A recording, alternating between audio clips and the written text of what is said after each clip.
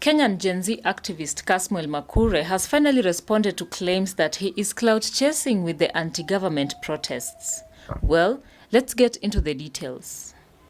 What's up, good people? Welcome to my channel. Thank you so much for clicking. If you're new here, please consider subscribing. Road to 2,000 subscribers. If you're coming back, thank you so much for your support. Always like, comment, and share. Don't forget to follow me in my socials at Nancy Calvins KE. KASMUEL McOure has been on the front line during the recent anti-government protests. Many people are now identifying him as the Gen Z representative, and he has gained popularity in Kenya. He has done several interviews with different media houses, sharing his life journey and political agenda. KASMUEL has also escaped multiple arrest attempts during the anti-government protest across the country. Despite those challenges, he has remained vocal and focused on his political agenda of fighting for the truth, justice, and accountability of the Kenyan government to its people.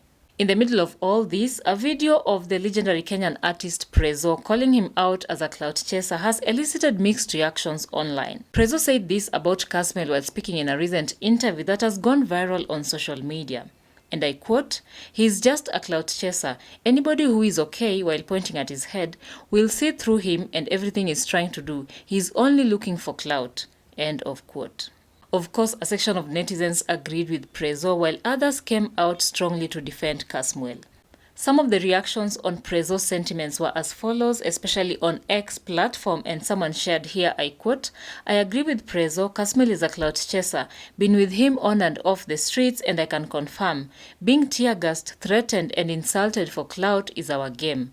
At least he didn't chase clout seated. He showed up like a man. Rex Masai was a clout chaser too. Kenya ni home."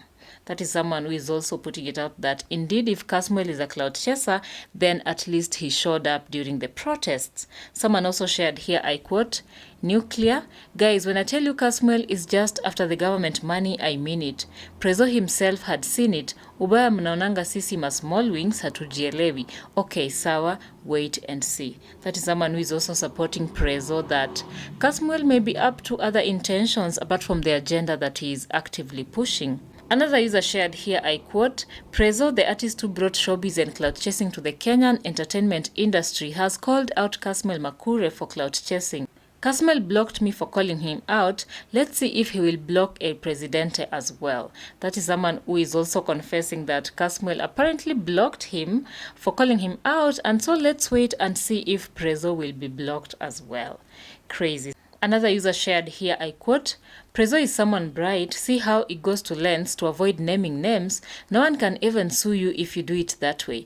On the real though, the dude they're talking about is a funny clout chaser." That is someone who is also agreeing with PREZZO's sentiments that KASMUEL McOure is a clout chaser.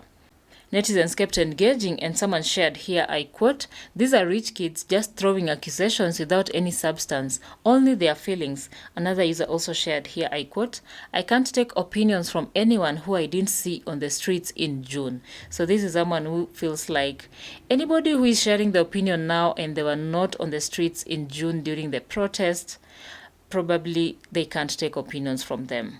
Another user finally shared here, I quote, "I admire KASMUEL, but the truth is, any political move usually gives rise to opportunists who ride on people's naivety and desire for hope. They paint a picture of being pro-people, and as soon as they get into power, they become otherwise. Read history and you will agree with me." This is someone who also feels like anybody who is rising up during this anti-government protest and the chaos that have been across the country probably is just up to their own personal benefits or self-benefits, and so let us just wait and see. And they're even confirming that if you read history, you will agree with them. I don't know what you guys think about this. Well, KASMUEL has responded to PREZZO's sentiments by saying that the only thing that has brought him back to relevance is talking about him, if at all he was actually talking about him. He also added that these are people who have never been on the streets, but they have their own opinions which they are entitled to. They have done nothing in terms of liberating people, and that the art they are doing is just to maintain the status quo.